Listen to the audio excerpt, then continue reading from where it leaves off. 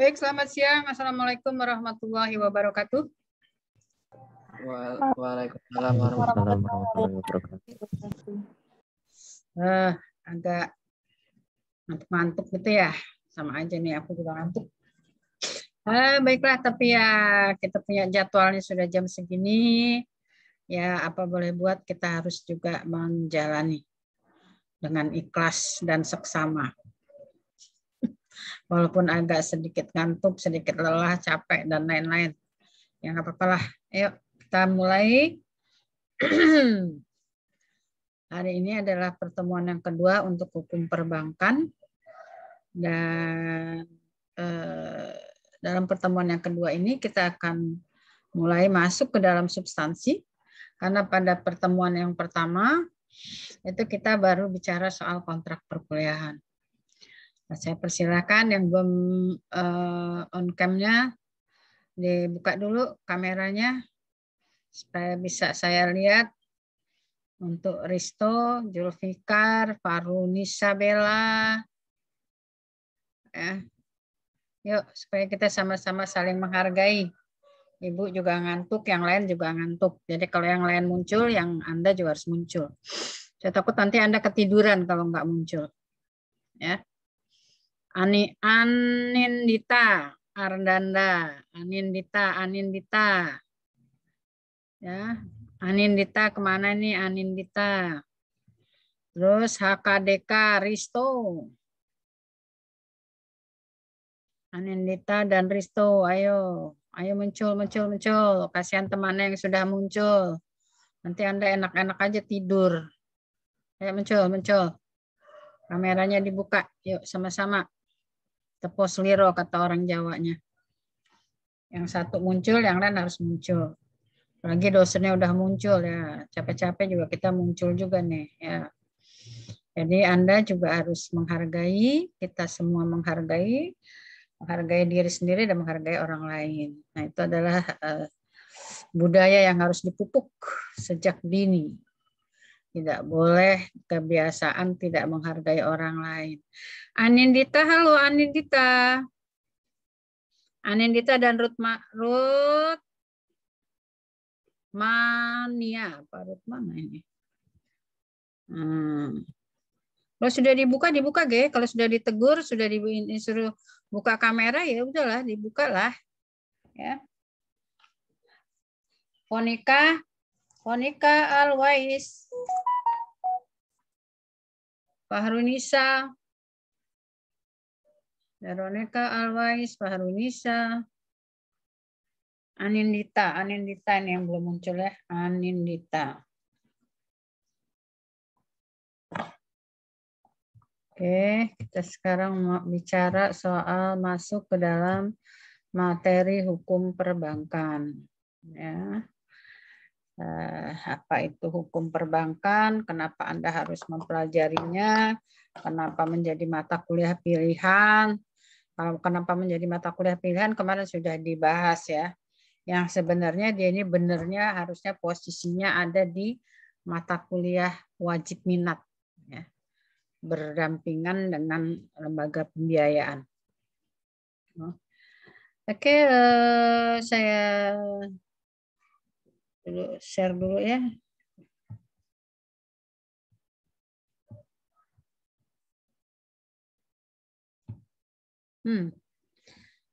Di pokok bahasan 1 kita akan bicara soal pengertian hukum perbankan, kemudian sumbernya, sifat dan tujuan pengaturannya, kenapa mesti harus diatur yang namanya bank bergerak itu, kemudian ajasnya, dan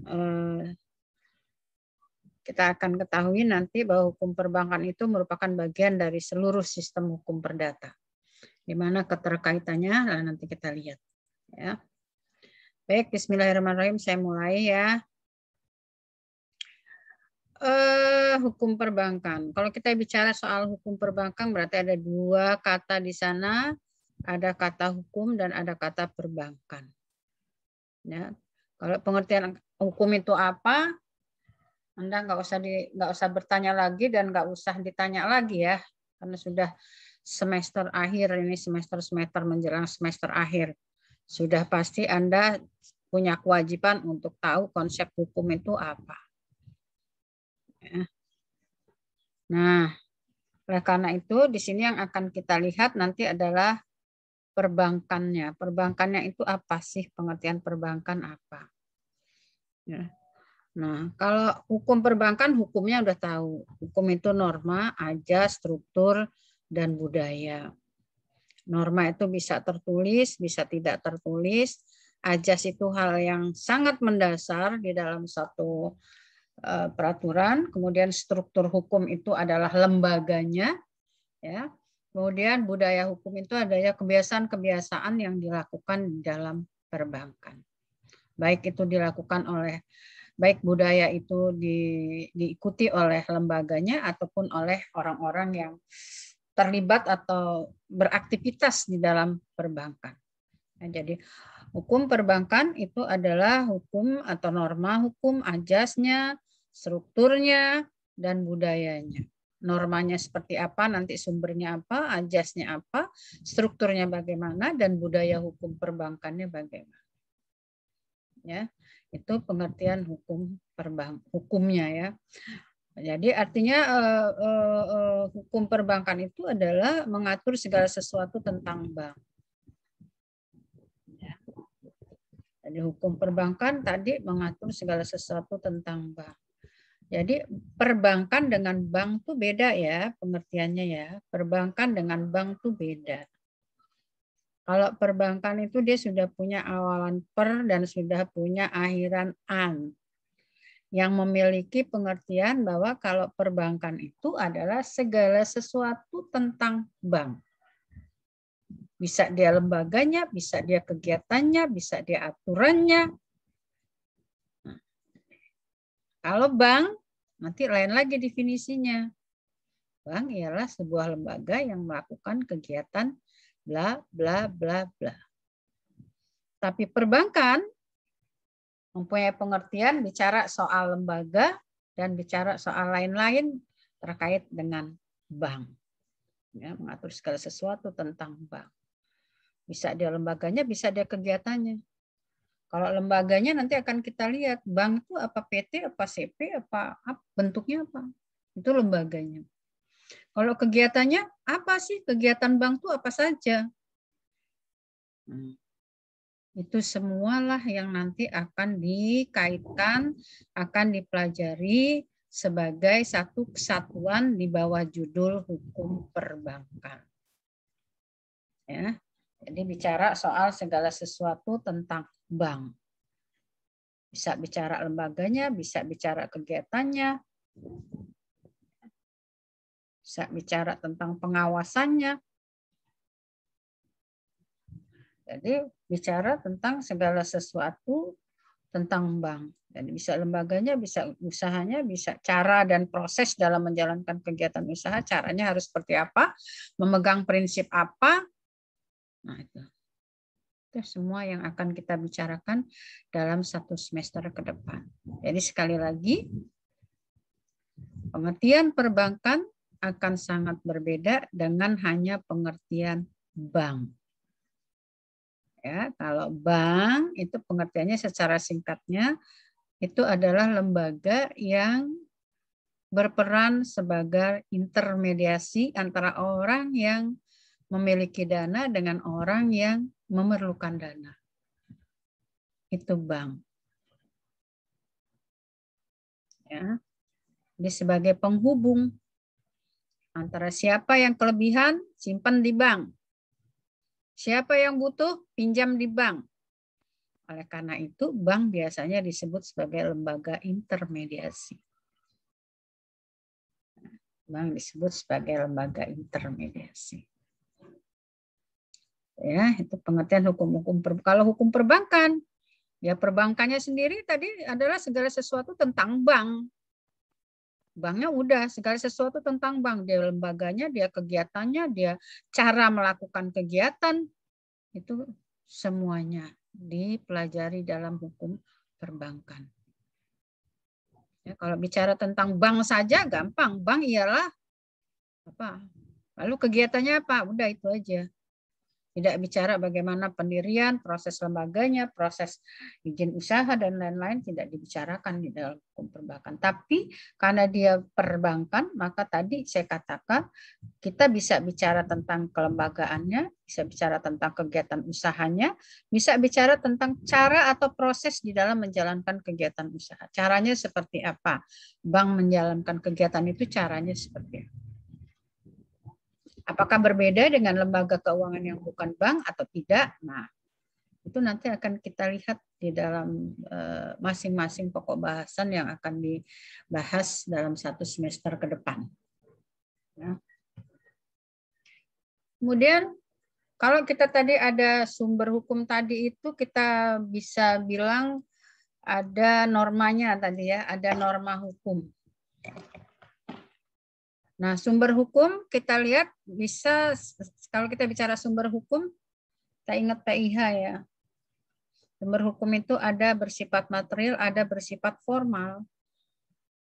Ya, yang bersifat material itu artinya menentukan isi hukumnya itu bermuatan apa.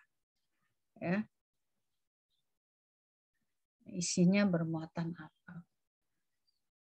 Tapi kalau kita bicara soal formal, itu nanti di mana ditemukannya hukum itu. Sumber hukum formal. Ya. Nah, bicara soal dalam arti materialnya, sumber yang menentukan isi hukum itu sendiri. Isinya apa sih hukum itu?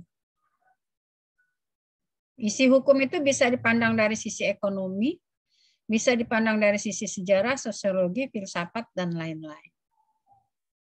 Nah, itu sumber hukum seperti itu ya. Sumber hukum material dari hukum perbankan itu adalah kebutuhan masyarakat. Dari segi apa? Dari segi kepentingan masyarakat. Sumber materialnya. Ya. Isinya dari mengapa perbankan itu harus diatur, hukum perbankan itu harus diatur, karena masyarakat memang membutuhkan lembaga bank. Dan tidak bisa dibiarkan melakukan kegiatan ekonomi secara semrawut, secara acak-acakan. Ya, orang ingin pinjam uang, orang ingin nyimpan uang, kan bukan hukum rimba. Ya, mesti harus teratur, terarah. Oh, kalau orang butuh pinjaman, orang butuh mau nyimpan uang, zaman kayak gini, mau nyimpan uang di bawah kasur udah nggak musim lagi. Ya, maka orang membutuhkan suatu lembaga yang nerima jasa penyimpanan. Ya, punya uang banyak, simpen bawah kasur, ada perampok bawa semua, kita mati, duitnya hilang. Kalau duitnya dikit nggak apa-apa, kayak orang zaman dulu duitnya nggak terlalu banyak-banyak ya. Taruhnya bawah kasur aja nggak apa-apa, bawah bantal. Besok mau dipakai diambil gitu.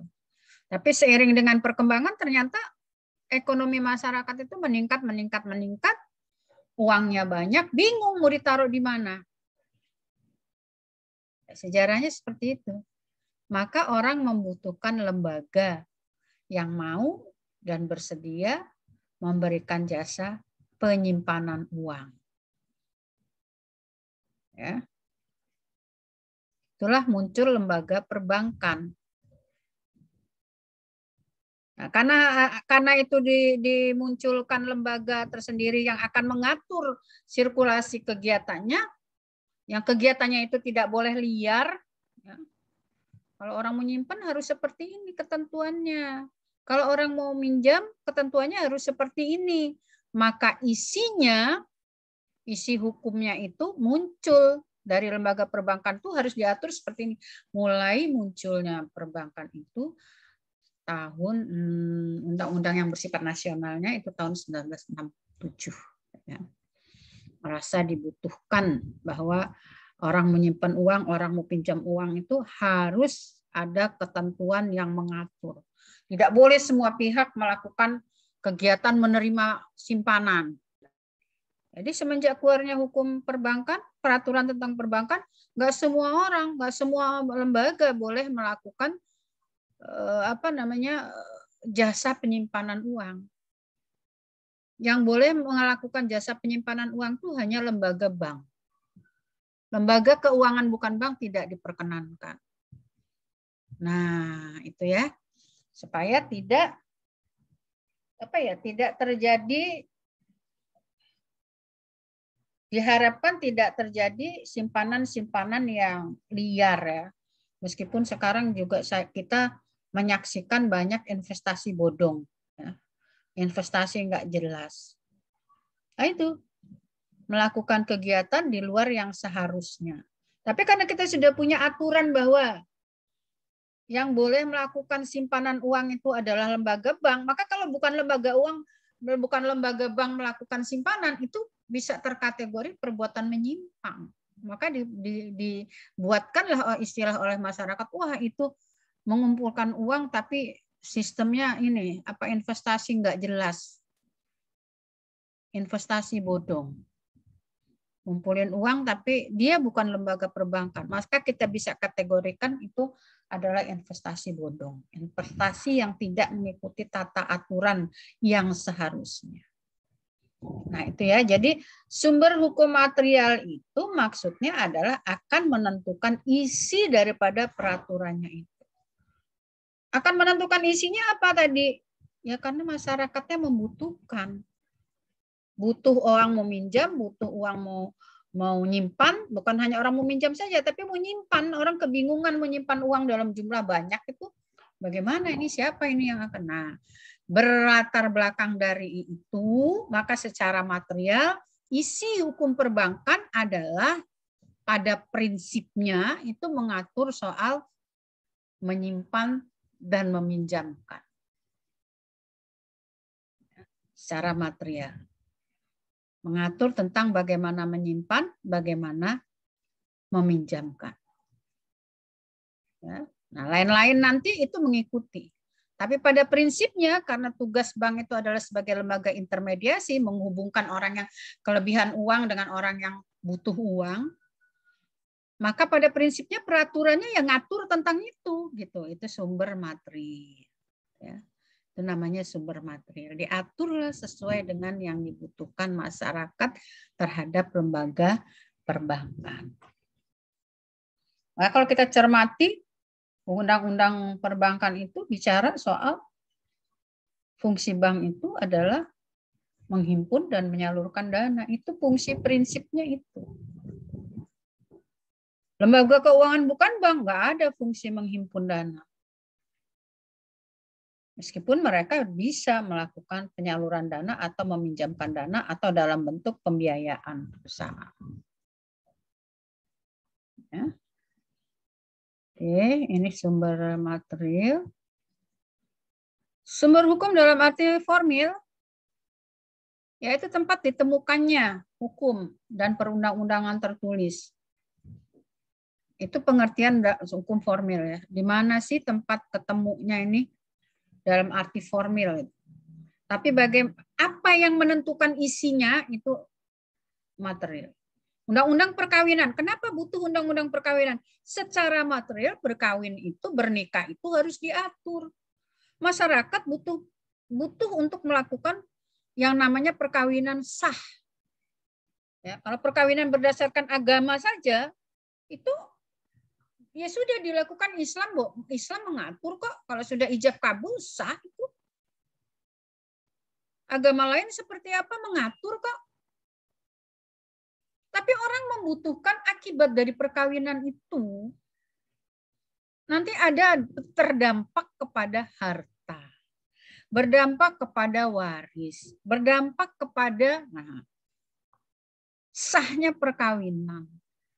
Maka karena secara material itu dibutuhkan oleh masyarakat, maka muncullah yang namanya undang-undang perkawinan. Karena substansinya memang dibutuhkan oleh masyarakat. Ya. Bukan sekedar hanya sah berdasarkan agama, tapi sah berdasarkan hukum nasional. Harus berdasarkan agama sudah dilakukan, kemudian dicatat. Supaya resmi, kamu istrinya si A, ini suaminya si X. Secara sah, secara hukumnya, yes oke. Oleh karena itu, kalau hubungan hukum itu sah, memiliki akibat hukum.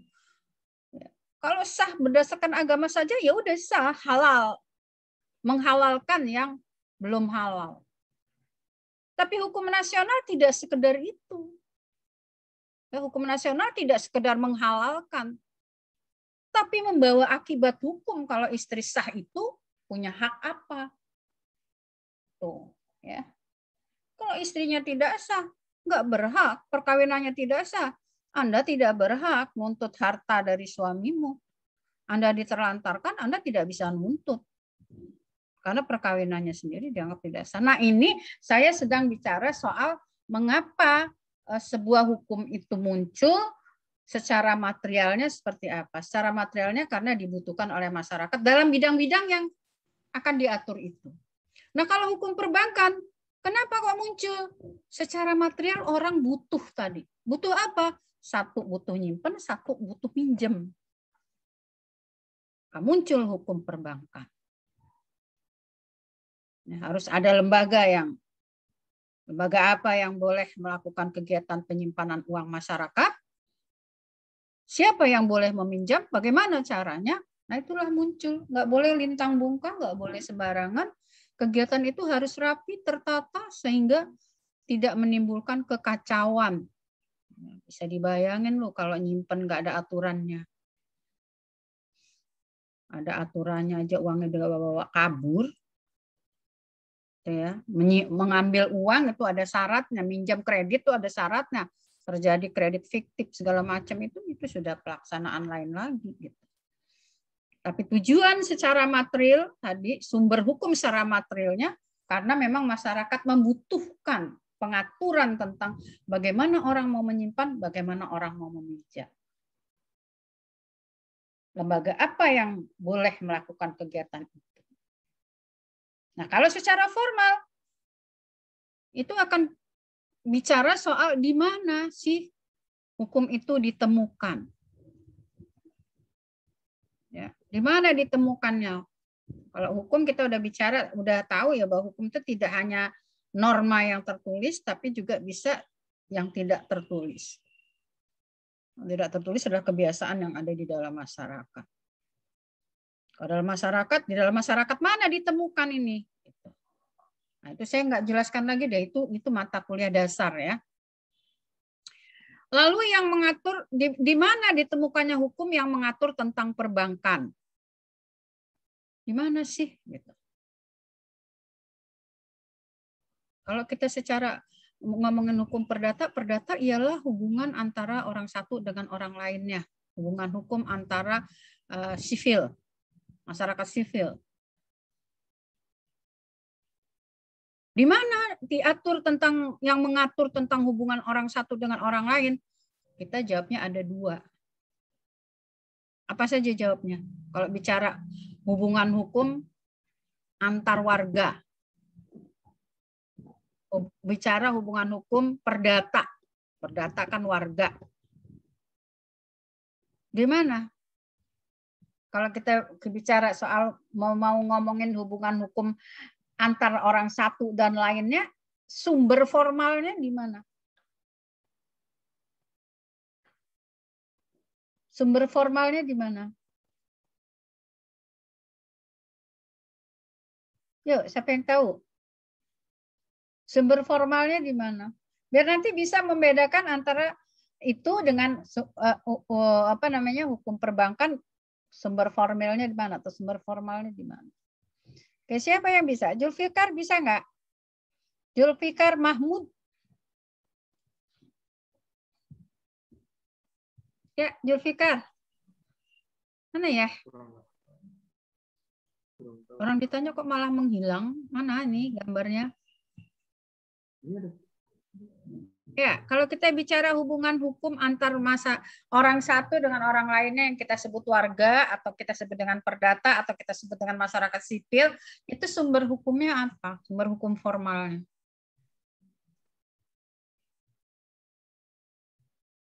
Udah mutamat perdata loh, mau ngambil jurusan perdata ini. Masa nggak tahu sumber formal perdata? Sumber formal perdata, siapa yang tahu deh? Dah. Orang ditanya malah hilang lagi. Tadi siapa itu tadi tuh? Yuk kita diskusi aja deh. Soalnya nanti Anda ngantuk, saya juga tidur nanti ngomong sendiri ini. Raihan, tahu nggak? Sumber formal hukum perdata. Mungkin menjawab, Bu. Ya. KUH Perdata mungkin, Bu. Hah? KUH Perdata. Terus? Udah itu aja, Bu.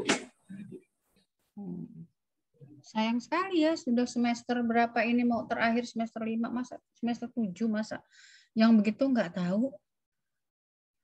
Rastra Ananda. Yuk.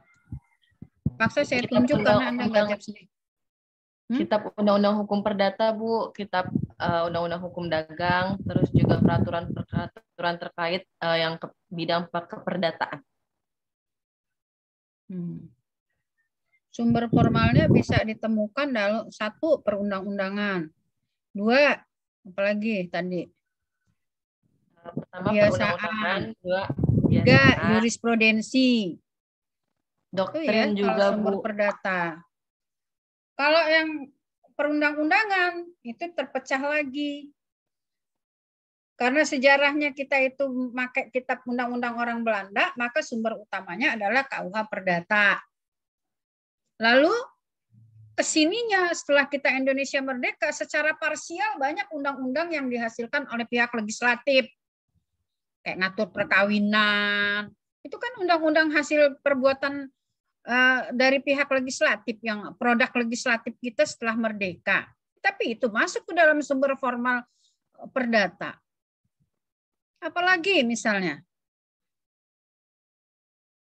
Nah, jadi itu terkelas seperti itu ya. Jangan sampai nggak tahu lah ya. Udah semester 7, malu saya aja malu.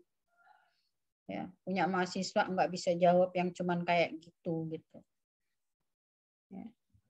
Jadi sumber formal itu sumber di mana ditemukannya peraturan tentang sesuatu itu, objek yang diatur itu. Kalau objeknya mengatur tentang perdata, hubungan orang satu dengan lainnya, maka sumber formalnya apa? Sumber formalnya 1 perundang-undangan, yang kedua undang-undang atau norma tertulis ya, norma tertulis, norma tidak tertulis atau kebiasaan, dan jurisprudensi. Yang tertulis itu merujuknya utamanya kepada KUH Perdata, sejauh ini kita masih belum dicabut. Yang kedua, undang-undang hasil buatan nasional yang diproduk oleh legislatif. Jadi bukan hanya KUH Perdata, kalau hanya KUH Perdata salah gitu ya. Banyak sudah peraturan yang bersifat nasional yang dikeluarkan dan di dalamnya mengatur soal hubungan hukum antara orang satu dengan orang lainnya. Kalau KUHD, Bu, KUHD termasuk. Kenapa? Karena KUHD itu adalah kitab khususnya daripada daripada kitab Undang-Undang Hukum Perdata secara khusus, karena kalau KUHD itu menyangkut soal perikatan tapi khusus dalam bidang harta kekayaan yang spesifik lagi daripada buku ketiga. Gitu. Nah, ini jangan sampai nggak tahu lah, ini dasarnya banget. Ya, dasarnya. Makanya tadi saya katakan, saya akan mulai ngomong ini, sumber hukum dalam arti formil ialah sumber hukum di mana ditemukannya sesuatu yang diatur itu. Di mana ditemukannya? Ya, tentang hukum baik itu tertulis maupun yang tidak tertulis. Ya, di sini disebut hukum dan perundang-undangan tidak tertulis. Peraturan mestinya, ini bukan perundang-undangan, tapi ini peraturan ya. Peraturan tidak tertulis yang mengatur tentang perbankan itu masih bersifat parsial. Parsial itu menyebar ya. Sebagian nanti kalau dia ngomong hukum perdata, ngomong hubungan hukum, ya masih kepaksa merujuk kepada KUH Perdata.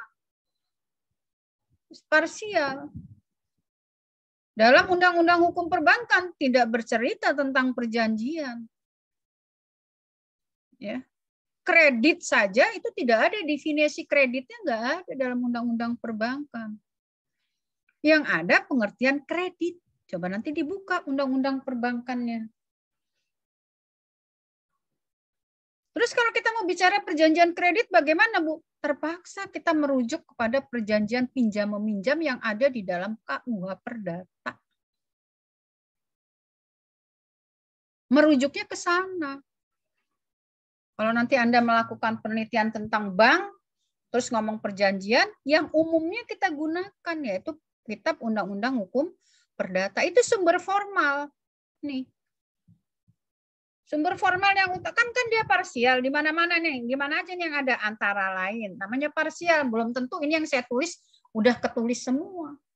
Mungkin ada peraturan lain lagi yang bicara soal banyak memang. Kalau perbankan itu banyak banget gitu. Yang utamanya khusus tentang perbankan kita temukan di dalam ini. Undang-Undang Nomor 792. Saya mewajibkan Anda untuk punya ini. Wajib punya. Bukan wajib baca, tapi wajib punya. Karena Anda mengambil hukum perbankan. Ya, Undang-Undang Nomor 7 tahun 1992 tentang perbankan. Kemudian diubah. Ya, ada hal-hal yang harus mengalami perubahan. Maka pada tahun 98 dia diubah menjadi Undang-Undang Nomor 10. Tentangnya apa? Karena ini perubahan, tentangnya perubahan atas Undang-Undang Nomor 7 tahun 92 tentang perbankan. Ini nama Undang-Undang Nomor 10-nya. Jangan sampai salah ya. Kalau undang-undang tentang perbankannya itu adalah Undang-Undang Nomor 7 tahun 92. Anak Fakultas Hukum nggak boleh salah di dalam menyebut nama peraturan perundangan. Saya punya nama Kinkin. Kalau Anda sebut Kinkin itu salah. Undang-Undang Perbankan itu Nomor 7 tahun 92. Itu namanya Undang-Undang tentang Perbankan. Lalu yang Nomor 10 tahun 98 itu adalah namanya itu tentang perubahan atas Undang-Undang Nomor 7 tahun 92 tentang perbankan. Ya, jadi jangan salah. Lalu Anda bertanya, kalau ini dirubah ini masih kepake nggak, Bu? Kalau judulnya tentang perubahan, maka undang-undang sebelumnya yang dirubah itu masih dirujuk. Ya, perubahannya itu hanya dilihat bagian mana yang dirubah oleh Undang-Undang Nomor 10 tahun 98.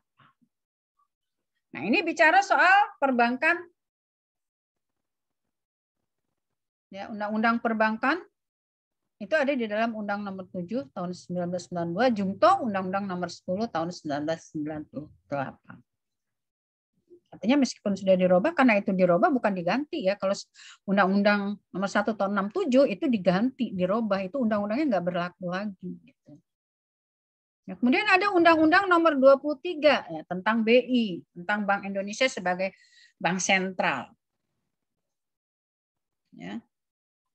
Itu sudah mengalami beberapa kali perubahan. Terakhir ditetapkan sebagai Undang-Undang Nomor 6 tahun 2009 tentang Bank Indonesia. Ya, tentang Bank Indonesia.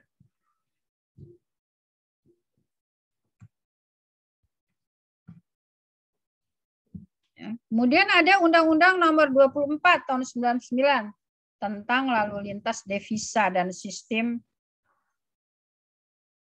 nilai tukar. Nilai tukar. Nah, ini terkait dengan perbankan. Bagaimana bank yang disebut bank devisa itu apa? Bagaimana nilai tukar? Terkait. Mungkin nanti Anda menemukan undang-undang lain lagi yang ada kaitannya dengan kegiatan bank. Itu namanya undang-undang sumber hukum formal dari hukum perbankan. Ada Undang-Undang Nomor 24. Ya. Nih, nanti ini dipindahin dulu.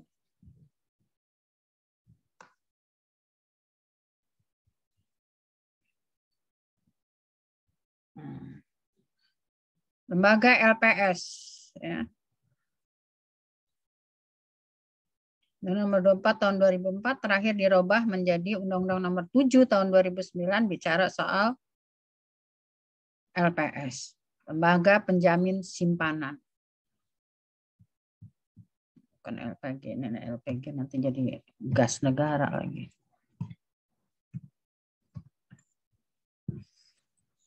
Nah, itu masuk juga ke dalam sumber formal hukum perbankan karena ini bicara soal lembaga yang menjamin simpanan-simpanan kita sebagai nasabah penyimpan di bank. Berapa jumlah simpanan yang dijamin, bagaimana kesertaan setiap bank untuk ikut di dalam LPS. Nah, itu diatur dalam Undang-Undang Nomor 7 tahun 2009 yang terakhir, ya. Kemudian ada Undang-Undang Nomor 21 2008 tentang perbankan syariah. Ini ada khusus. Ya, karena perbankan syariah dengan perbankan konvensional itu memiliki beberapa prinsip yang berbeda sehingga yang syariah itu memiliki aturan tersendiri. Nah, ini KUH Perdata. Khususnya buku 2 dan buku 3. Buku 2 itu tentang jaminan, buku 3 itu tentang perjanjian. Maka tadi kata saya, kalau kita mau lakukan perjanjian simpan-menyimpan, terpaksa kita pakai buku ketiga. Kalau kita mau perjanjian pinjam, juga kita pakai buku ketiga plus yang kedua, bicara soal jaminan. Undang-undang perbankan nggak ngomong jaminan, tentang jaminan. Jaminan apa yang harus diinin, bagaimana cara pengikatan jaminan, tidak dibicarakan di sana. Oleh karena itu kalau kita mau ngomong perjanjian dan jaminan pinjaman, kita merujuk kepada buku ketiga khususnya dan buku kedua. Oleh karena itu KUH Perdata juga merupakan sumber hukum formal bagi hukum perbankan.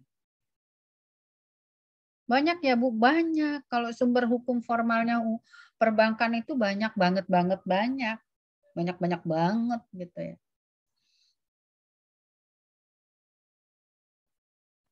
Banyak. Ada KUHD. KUHD itu ngatur tentang ada bagian buku ke-1 yang khusus mengatur tentang surat-surat berharga.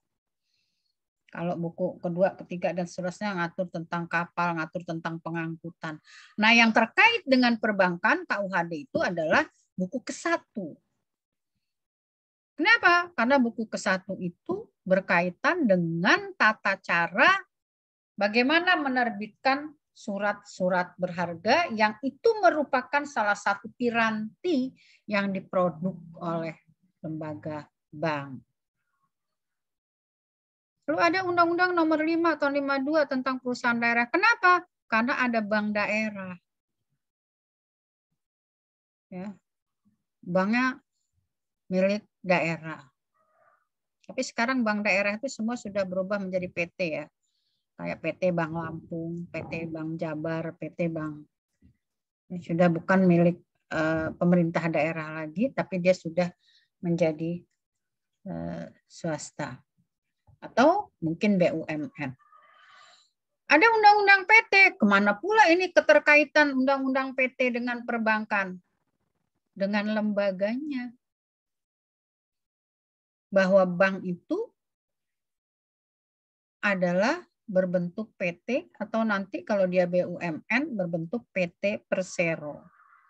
Maka undang-undang tentang PT menjadi sumber hukum formil juga bagi bank, perbankan, bagi hukum perbankan. Terkait. Ada Undang-Undang Nomor 4 tahun 96 tentang hak tanggungan atas tanah beserta benda-benda yang berkaitan di atasnya atau berkaitan dengan tanah itu.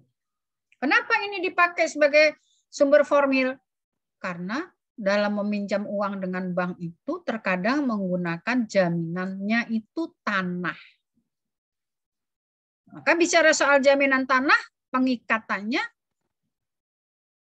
mengikuti tata cara yang ada di dalam Undang-Undang Nomor 4 tahun 96. Lalu ada undang-undang tentang jaminan fidusia. Nah, ini terkait dengan sistem jaminannya. Ada Undang Nomor 9 tahun 2006 tentang resi gudang. Ya. Itu juga terkait. Kemudian juga yang menjadi sumber hukum formalnya tadi bisa kita lihat adalah perjanjian yang dibuat oleh para pihak. Jadi kalau nanti Anda melakukan penelitian yang terkait dengan simpanan atau pinjaman ke bank, ya, maka perjanjian itu harus jadi sumber utamanya, selain peraturan. Dengan kata lain, Anda harus punya perjanjiannya. Ya, itu sumber formal dari hukum perbankan.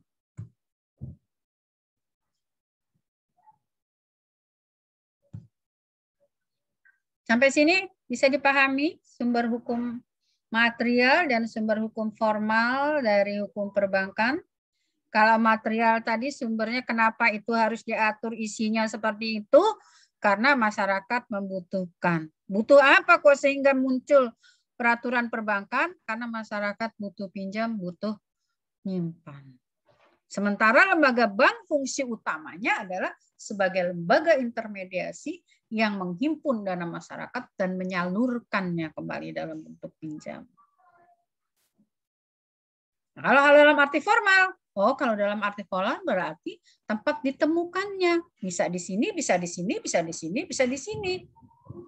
Masih parsial, belum jadi satu kodifikasi yang utuh. Ya, itu pengertian sumber hukum perbankan dalam arti sumber formalnya. Bisa dipahami? Saya mau tanya dulu, yang ini bisa dipahami? Sumber hukum material dan sumber hukum formal? Bisa, Bu. Halo, yang lain? Bisa, paham? Bu. Nah, Bisa, Bu. ini yang dasar ya, ini yang mendasar, nggak boleh lewat. Jadi kalau nanti kamu penelitian tentang perbankan, tidak semata-mata sumbernya itu adalah Undang-Undang Nomor 7 Jungto Nomor 1098. Tapi bisa undang-undang ini semua menjadi rujukannya. Jadi nanti sumber sekundernya, data sekundernya bisa jadi undang-undang ini yang terkait yang mana. Kalau Anda bicara soal perjanjian jaminannya, ya lihat undang-undang di samping undang-undang perbankan, lihat juga undang-undang cara pengikatan jaminan. Kalau tanah, ya lihat undang-undang hak tanggungan. Kalau jaminannya benda bergerak, ya kita lihat tentang fidusia. Karena biasanya kalau jaminan bank dengan benda bergerak, biasanya bendanya itu masih boleh digunakan oleh krediturnya. Biasanya minta beliin mesin-mesin berat, lalu mesinnya itu akan digunakan untuk produksi. Maka pengikatan jaminannya yang digunakan adalah jaminan fidusia. Nah, sumber hukumnya ada undang-undang tentang fidusia. Kok gadai enggak, Bu? Gadai ada lembaganya sendiri. Gadai itu lembaga yang masuk ke dalam lembaga keuangan, bukan bank. Pinjam lewat gadai, barangnya diambil, disimpan oleh pegadaian. Ya, kalau pakai sistem gadai, maka kita menggunakan lembaga gadai. Lembaga gadai bukan lembaga perbankan. Dia masuk ke dalam LKBB.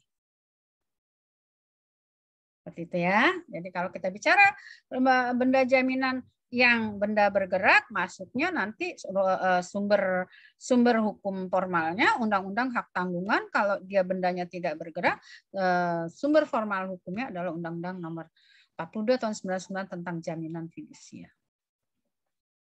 Ya, ini ya, saya kalau udah ngantuk tapi menjelaskan dengan semangat ini, ngantuknya hilang. Sekarang sifat dan tujuan pengaturan hukum perbankan. Apa sifatnya? Tentatifkah, boleh diikutin atau enggak? Atau apa? Atau bagaimana? Gitu ya. Apakah harus mengikuti peraturan itu yang ada itu? Atau bebas-bebas aja? Ternyata pengaturan hukum perbankan bersifat imperatif atau memaksa. Artinya apa? Sebuah peraturan yang memiliki sifat imperatif atau memaksa itu artinya apa? Artinya apa? Ketentuan ini sifatnya imperatif nih. Memaksa nih. Nggak boleh disimpangi. Artinya apa? Halo, Bayu Pratama. Bayu Pratama. Patuh.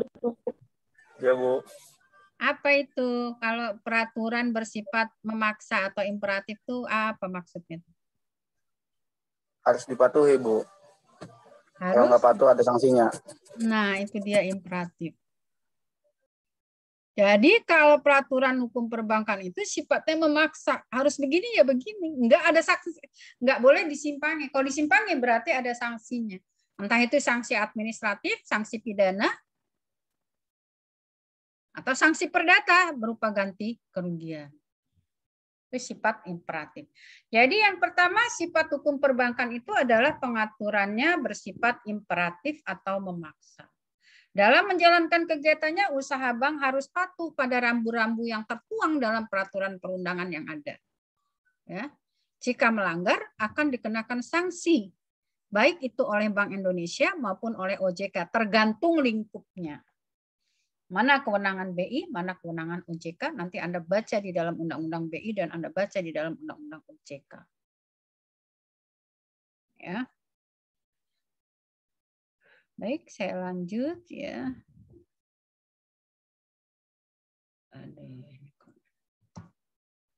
Tujuan pengaturan hukum perbankan.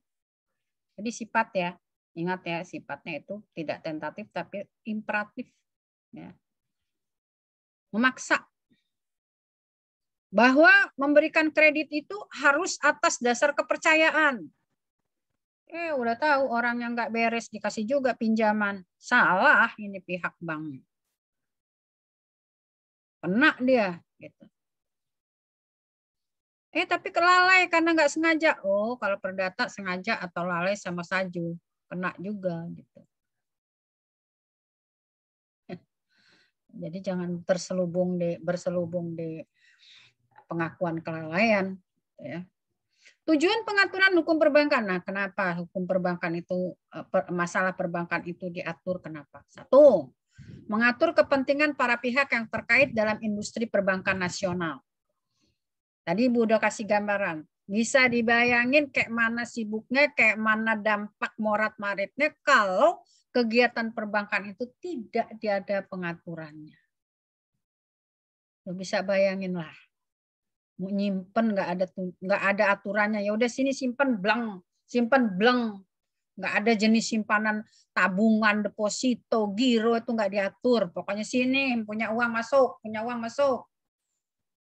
gawat nggak itu? Mau minjem kasih, banknya banyak uang kasih aja, nggak ada syarat. Bingung lo, uang udah habis, uang orang lagi enak kalau uang lembaga itu, uang orang itu yang ada di bank itu. Uang kita yang ditabung di sana, dipinjemin ke pengusaha. Misalnya, nggak ada aturannya. Yo enak gitu ya, pinjam, yo sekali kasih. Saudara, itu aja masih terjadi, sudah diatur aja masih terjadi. Kalau Anda bicara itu jangan bicara soal aturan, tapi bicara soal pelaksanaan. Jadi tujuan pengaturannya itu sendiri tadi agar kepentingan para pihak itu terjaga. Ya, pihak kreditur, banknya, maupun pihak debitur, orang yang memanfaatkan jasa bank. Para nasabah. Baik itu nasabah peminjam maupun nasabah penyimpan. Ya.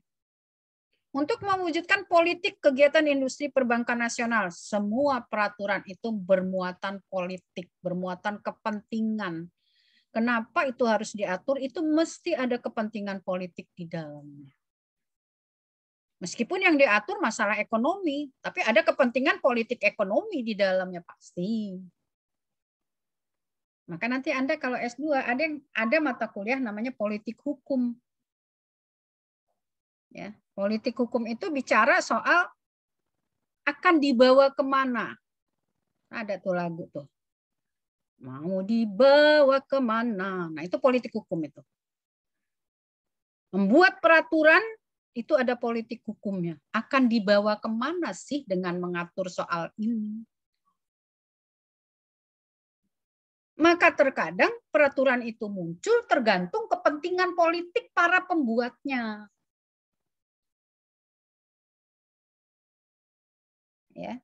Jadi tujuannya adalah mewujudkan politik industri perbankan. Industri perbankan ini akan dibawa kemana? Atur di dalam undang-undang perbankan.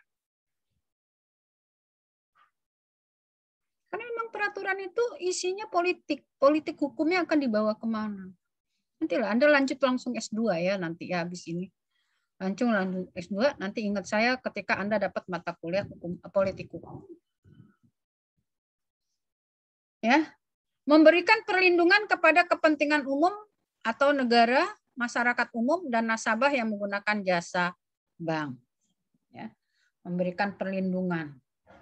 Ya tadilah terkait kalau tidak diatur seberapa semrawutnya kegiatan itu, seberapa tidak terlindunginya. Tidak hanya nasabah yang tidak terlindungi, banknya juga tidak terlindungi kalau tidak diatur. Lu boleh pinjam nih, pinjam uang neneknya nih, ambil, suka-suka bayarnya kapan? Bayangin kalau seperti itu. Oh, udah diatur, ada rentang waktu, ada ini, ada itu, kabur deh orangnya. Masih terjadi dan itu banyak terjadi. Itu kok udah diatur masih, Bu, itu soal pelaksanaan. Maka di dalam kalau dulu ada penataran P4 itu, bagaimana keberlakuan suatu peraturan? Tergantung pada pelaksananya. Peraturannya mah nggak bisa disalahin, udah cakep. Kayak pantun, cakep. Giliran dilaksanain, coreng-moreng tergantung bagaimana ya orang-orang melaksanakan itu. Ya. Nah, ini tujuan pengaturan perbankan pasti untuk melindungi para pihak, ya, mengatur kepentingan para pihak agar tidak ada yang dirugikan, agar tidak ada yang dirugikan. Oke, baik, kita teruskan. Fungsi pengaturan hukum perbankan. Ya, fungsinya apa? Tujuannya apa? Fungsinya untuk stabilitas moneter. Ya. Karena kegiatan perbankan itu masih didominasi untuk pembiayaan investasi. Stabilitas moneter. Diatur. Jumlah kredit itu disesuaikan. Kalau mau investasi di bidang apa dan lain-lain. Untuk tujuan pengawasan. Melenceng apa enggak melenceng, aturannya jelas. Sekarang ada OJK yang mengawasi kegiatan bank. Untuk tujuan pencapaian program pembangunan, itu fungsinya. Ya, ikut menangani masalah-masalah ekonomi. Ini ajas. Ya, ada beberapa ajas atau prinsip, ajas itu prinsip-prinsip ya atau hal-hal yang mendasar di dalam hukum perbankan. Ajas antara BI dengan BI sebagai bank sentral kepada bank di bawahnya itu pengayoman. Mengayomi sifat. Sekarang kewenangan BI itu sudah diambil oleh OJK. Ya, baik itu pengawasan maupun regulasinya. Ya, lalu bank pelaksana dengan nasabahnya, ya bank umum, bank pelaksana itu bisa bank umum, bisa bank perkreditan rakyat. Kalau Bank Indonesia itu bank sentral. Gimana cara menjalin prinsip yang dianut? Satu, ada prinsip kepercayaan. Bayangin kalau kita nggak percaya sama bank, apa ada orang nyimpen uang di bank? Itu prinsipnya kepercayaan. Coba kalau Anda punya uang sini simpen sama saya, percaya enggak? Masih jadi dosen mungkin masih dipercaya. Nanti kalau Anda udah tamat, nggak percaya lagi sama Bu Kinkin mah. Gitu. Tapi di bank itu ada prinsip yang namanya prinsip kepercayaan, baik untuk menyimpan maupun untuk meminjam. Bayangin kalau orang mau minjem uang tapi nggak dipercaya, ya nggak dapet lah. Kita ambil contoh perusahaan-perusahaan kecil yang belum prospeknya tuh belum bisa diinin, itu tidak dipercaya untuk mengambil kredit bank. Nah, jadi ada prinsip kepercayaan. Ada prinsip kehati-hatian.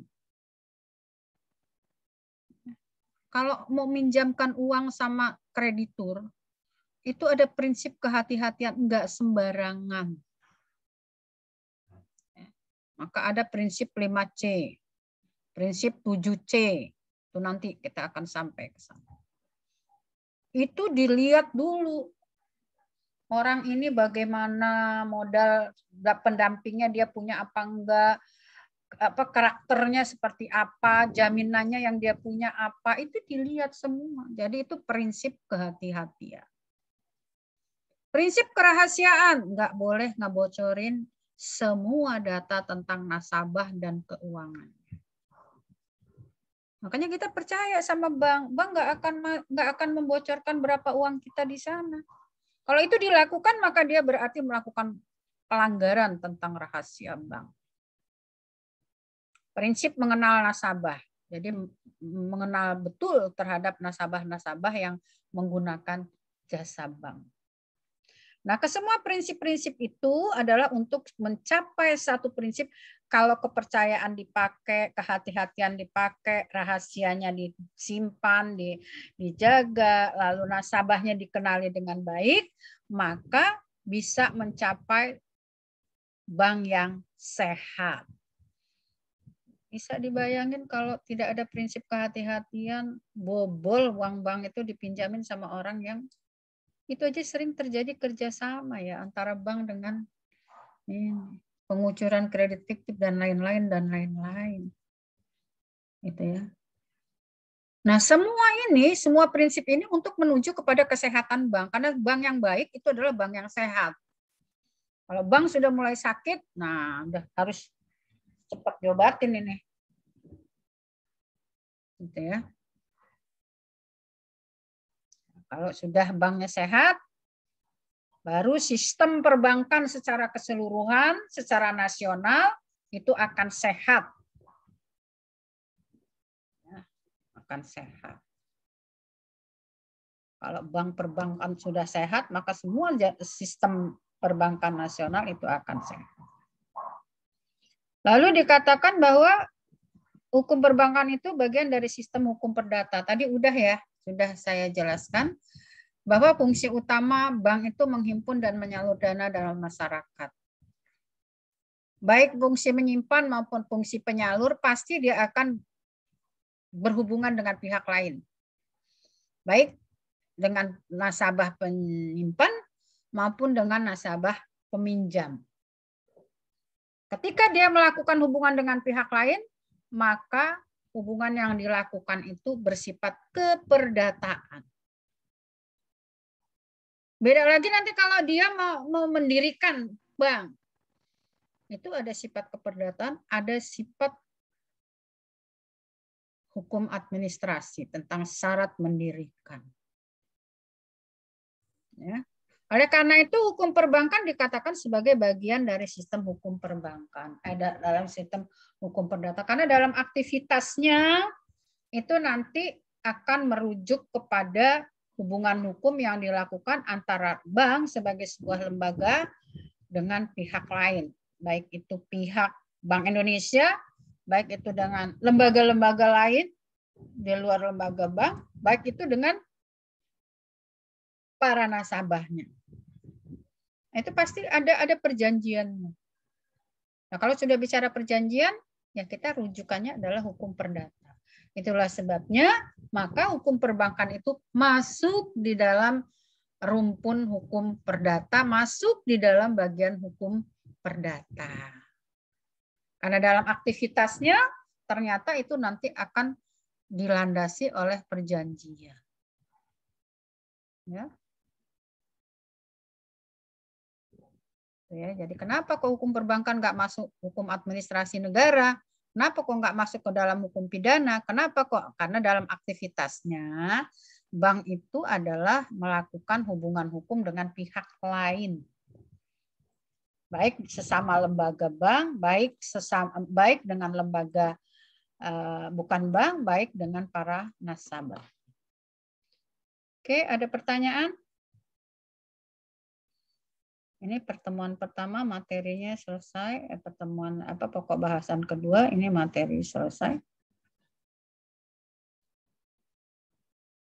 Tidak ada pertanyaan? Baik, kalau tidak ada pertanyaan saya rasa cukup.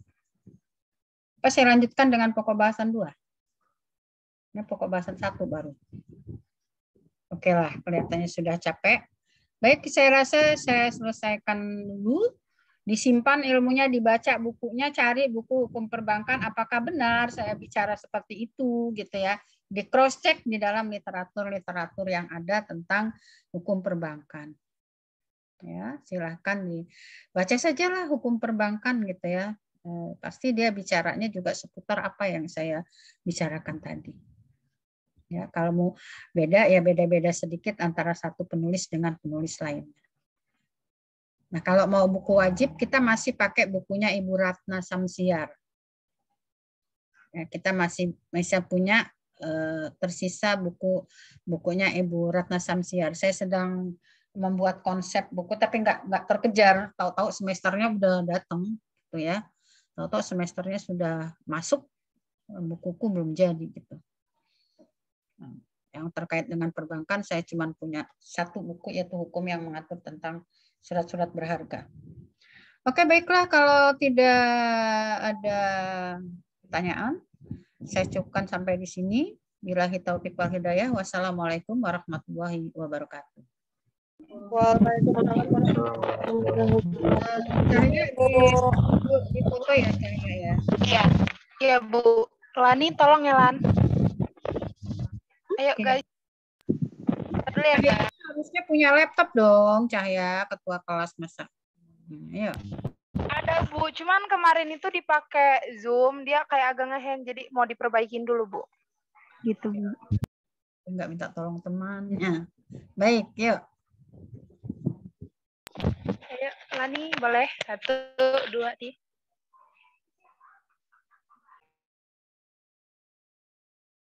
Udah belum Lan?